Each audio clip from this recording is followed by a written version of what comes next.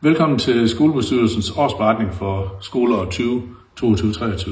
Vi har i år valgt at gøre det lidt på en alternativ måde, ved at det er en videoberetning med en del af medlemmerne for skolebestyrelsen.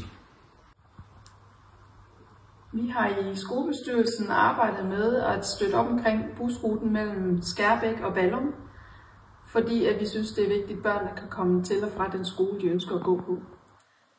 Det har været op at vende i kommunalbestyrelsen, at de ville lukke ruten, og i den forbindelse har vi i skolebestyrelsen indgivet vores støtte til ruten, og da det skulle besluttes, blev ruten heldigvis fortsat vedtaget.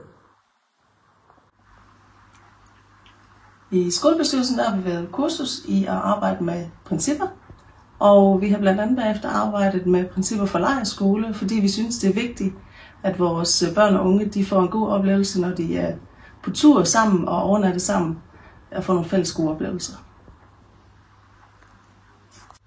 I skolebestyrelsen der drøfter vi rigtig mange forskellige ting. Vi har blandt andet drøftet og besluttet, at det ikke er skolens opgave at indsamle penge til eksterne organisationer. Vi har i bestyrelsen arbejdet med vores madordning, som vi har sammen med Skærbæk Fritidscenter. Og den har vi løbende været inde og evaluere i samspil med vores elevråd. Og det er faktisk en ordning, der kører rigtig godt. Og det er en ordning, der gør, at man kan bestille mad hver torsdag og fredag. Og det er en fantastisk ordning. Derudover så har vi prøvet af med en frugtordning til vores udskolingselever. Det var også en stor succes. Der var mange, der tog imod det, men finansieringen den var ikke lige på plads, så den har vi sat på pause indtil videre.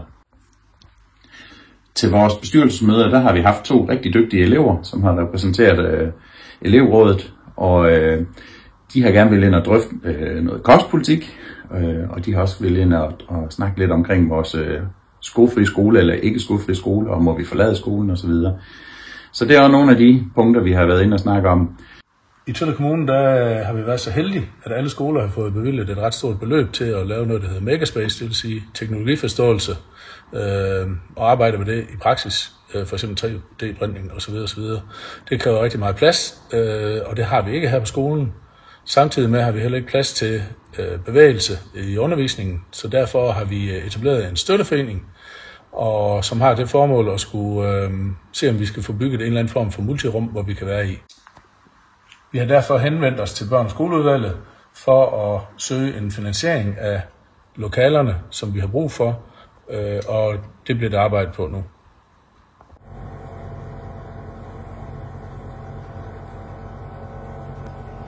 Vi har i det forløbende skoleår drøftet videoovervågning på skolen, både udvendigt og indvendigt, og det har besluttet vi at gøre, og af den simple årsag, at vi vil præventivt arbejde for, at der er mindre hærværk og skader på skolen. Vi har i det forløbende skoleår også arbejdet med skolevejene til og fra skole, og vi har henvendt os til Tønder Kommune og til forvaltningen, hvor især der, hvor børnene skal krydse Hjemstevej og Nissumsgade. Vi, skolebestyrelsen, personalet og eleverne, har arbejdet med at komme frem til følgende værdiregelsæt for skolen. Skolen har selvfølgelig også et sæt ordensregler, som vi skal og bør følge.